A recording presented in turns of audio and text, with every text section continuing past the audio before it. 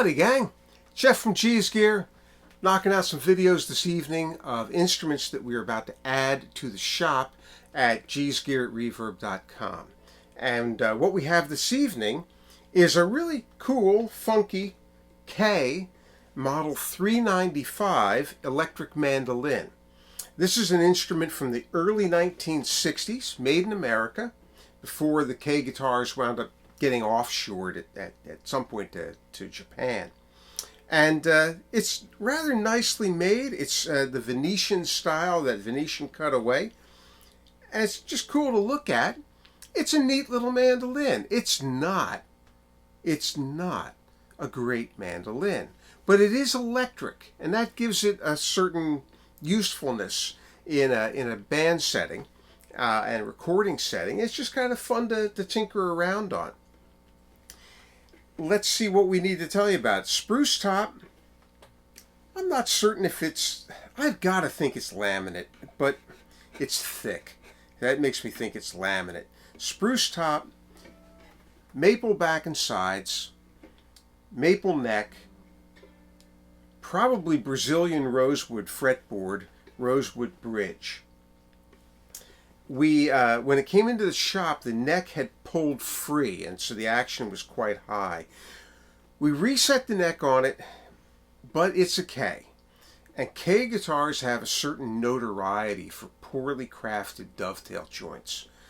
So we shimmed it, we set it, we glued it, everything was tight, but we got the strings under tension and it started to work its way out again. So we took it apart, re-glued it, and then we put a bolt in it through the heel into the neck block, filled the hole, and touched it up with lacquer to pretty closely match what was there. A kind of a running repair, but it's got the thing locked right in. And so the action is set at a 5/64 of an inch and a 1/16 of an inch. It's a little higher than we'd like, but typical of, again, of K instruments, the neck has a slight bow in it. So the mandolin plays very well up to the 10th fret, and on a couple of strings it'll play up to about the 12th fret, and then it gets a little spotty and it frets out in a couple of places because the fretboard extension kind of rocks its way up. That being said, it's a fun little instrument. It's got a neat little pickup on the thing, and it's got a very wide tonal range. So I tried to, in that first piece I was playing there, I tried to take the tone and crank it all the way up so you'd hear it really full, which is very bright. But you can back that off and start to mellow it out.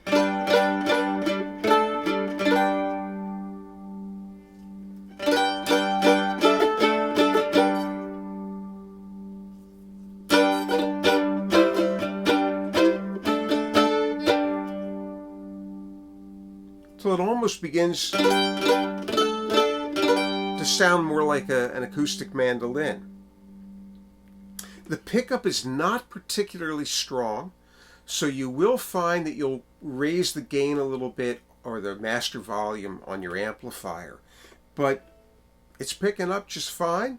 We don't have it really cranked in here because it'll blast out the microphone on the recorder there. I kind of prefer the tone backed off a little bit. And you can also do some of that with your amplifier settings. And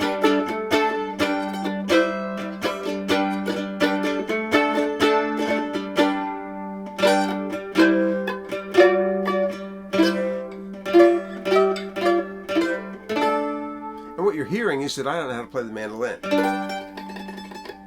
I know a couple of tunes on it, and that's about it. I got big fat fingers that just don't do well on mandolins. Well, there you have it. It's really in nice shape. There are no cracks, no splits, there are no open seams. A very slight bow in the neck, which has got the action up, but very playable. And it works throughout the meat of the mandolin. It's had the neck reset. We use some deoxit, just general for general principles on the potentiometers and got those nice and clean. There's no crackling or anything throughout the pots.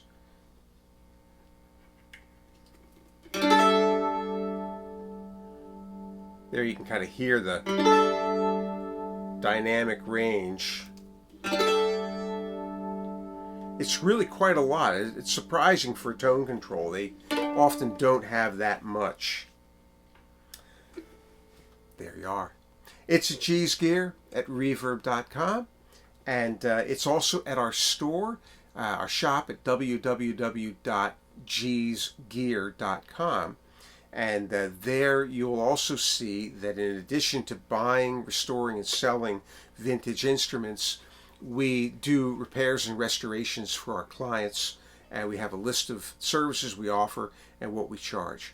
We're located in suburban Philadelphia, so if you're looking for that kind of work, give us a holler. If you have any questions about work that you think may need to be done, send us some pictures. We love to talk shop, and we'll try to steer you in the right direction. All right, I'll noodle around on this thing a little bit, and just so we can get to the closing credits, and we'll see you next. All right, see you on the flip side.